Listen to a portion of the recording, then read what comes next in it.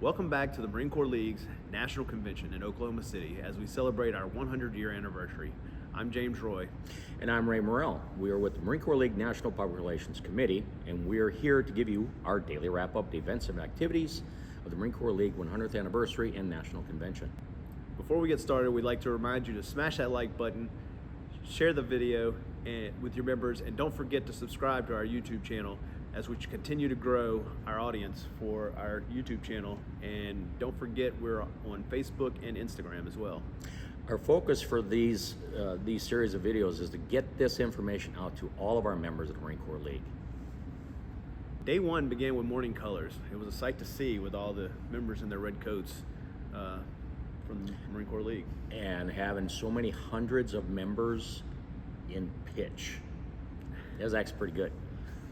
The joint session followed up with, we had special presentations from the mayor of Norman, Oklahoma. We also had a proclamation read from the mayor of Oklahoma City as a special guest for the convention. That was also followed with the local host detachment chairpersons, Danny Thomas and Angie Manis, giving some updates as far as nuances for happenings of today for the convention afterwards. That was followed up with memorial services, followed by the Chapel of Four Chaplains. The Chapel of Four Chaplains is actually a separate awards recognition for those people that serve in honor of the four chaplains, regardless of race, color, religion, creed, whatever it may be. They served their fellow persons to the end. You want more information on that? Just Google search Chapel of Four Chaplains. There was humanitarian awards presented through that organization, as well as Distinguished Service and Legion of Honor awards. The business meeting proceeded with the National Commandant, Johnny Baker, and the roll call of officers in the departments where it was established that a quorum was met, followed by the National Judge Advocate, Russ Miller, reading the rules of the convention. So the reason for the quorum is obviously for voting needs. If there ever be a case, you want to make sure that the quorum in accordance with their bylaws and in accordance with the administrative procedures for the Marine Corps League. But also rules of the convention gives credence to the decorum that the delegates within the room will conduct themselves during the convention. And that's standard protocols. Yes. This was then followed by the Marine Corps League's COO, Bob Borka, reading the original resolution of congressional record establishing the Marine Corps League. Commandant Baker invited delegates present to give various dedications in honor of the 100th anniversary as well. Commandant Baker and COO Borka also announced a new position, a new hire for the Marine Corps League National Office, and that person will basically assist with or do the coordination for the special events, which takes quite a bit of load off of the other staff members, to include Bob Borka. But also, this person is a credentialed veteran service officer, meaning the Marine Corps League will now be able to process veterans claims through the Marine Corps League. Again, having a credentialed veteran service officer. More on that position and that person will be shared at a later date. That's pretty exciting. The Budget Committee report was then given by Bob Ziltz, which was approved for the 2023-2024 administrative year. Yep, so that means the budget has been finalized and approved. Following that was the U.S. Army TACCOM presentation. Jacqueline Noel and Maria De La Rosa. The TACCOM is the entity that the ceremonial rifles are bequeathed. That's a big word. Very big We're word. bequeathed to our local detachments. So a couple of things are really emphasized with that. Number one, these rifles that are given to the detachments for their honor guard and ceremonial color guards, these are actually property of the U.S. Army.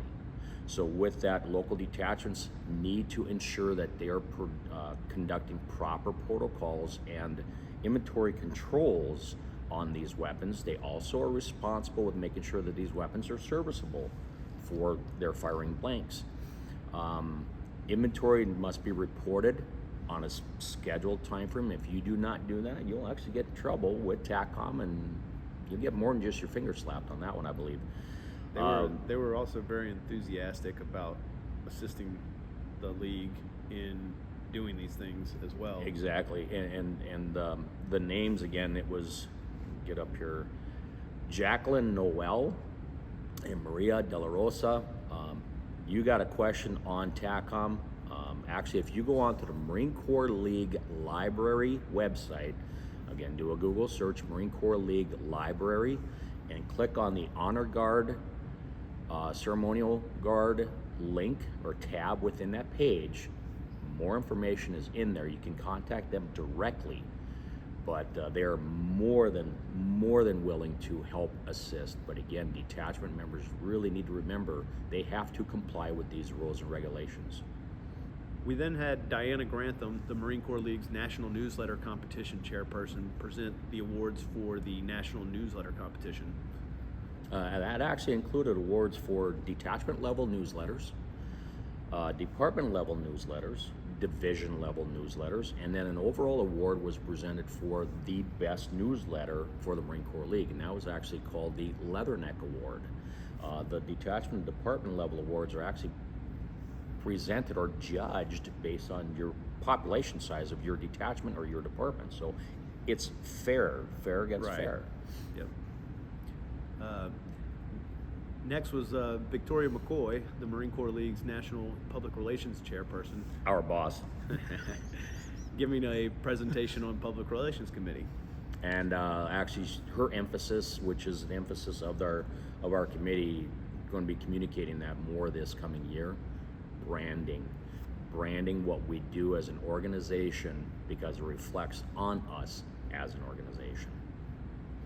So following that was also the Commandant's Council. Commandant's Council is for when the Senior Vice Commandant of the Marine Corps League National Officer invites all the department commandants to come forward and talk issues. But part of what his presentation included was emphasizing department commandants really need to continue working with their detachments. It's understood that there's detachments that are out there that are struggling. It's understood that there's departments that are out there that are struggling. There's many that are doing great things also.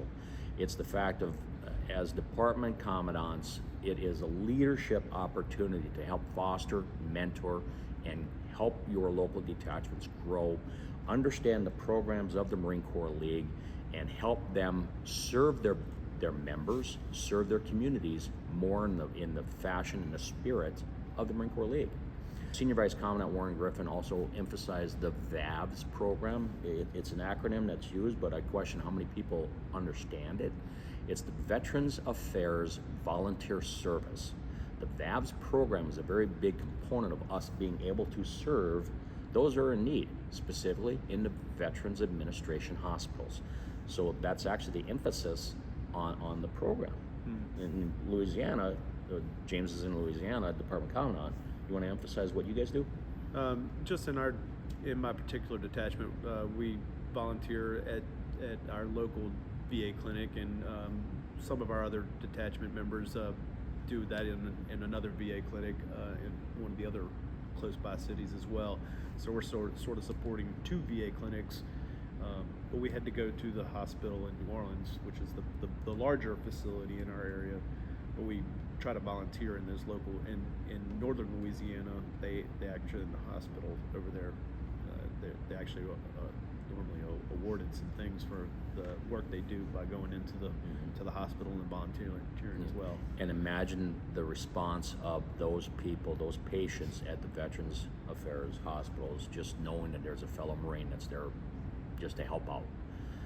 And that was also followed with, again, another comment by Warren Griffin, Senior Vice Commandant Warren Griffin, on legislative affairs. And I know this from personal experience too, is using your state legislation to leverage the voice of your fellow veterans, making sure that we as veterans are getting the programs and the benefits that are due to us, as slight as it may be, whether it be in veterans recognition on your driver's license or plates, or ensuring that proper benefits and programs are being administered within your state.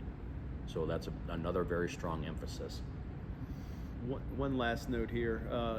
He talked about the importance of reporting, and reporting to from the detachment level, reporting to your department officers. What's your detachment is actually doing, and the importance of what those numbers and things mean to the national office, and how we get things because of the things that we do as a whole, and how important those numbers are. Right, and he amplified that further. Actually, Commandant Baker, both Commandant Baker and Senior Vice Warren Griffin amplified that further, and they used General Berger as an example.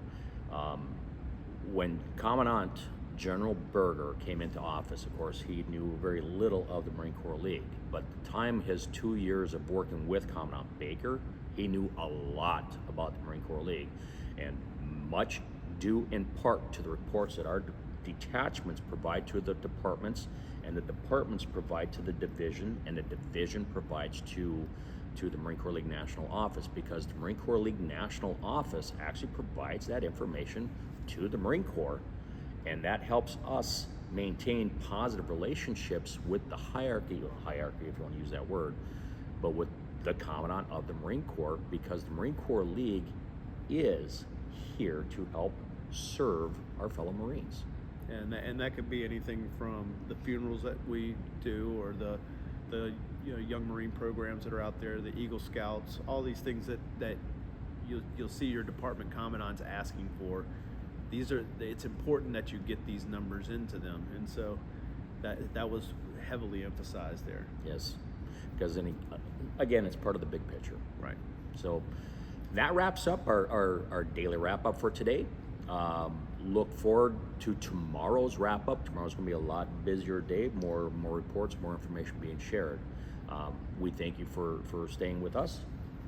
And if you haven't done so yet, don't forget to smash that like button and share this video out with all your members, and be sure to make sure you subscribe to our YouTube channel.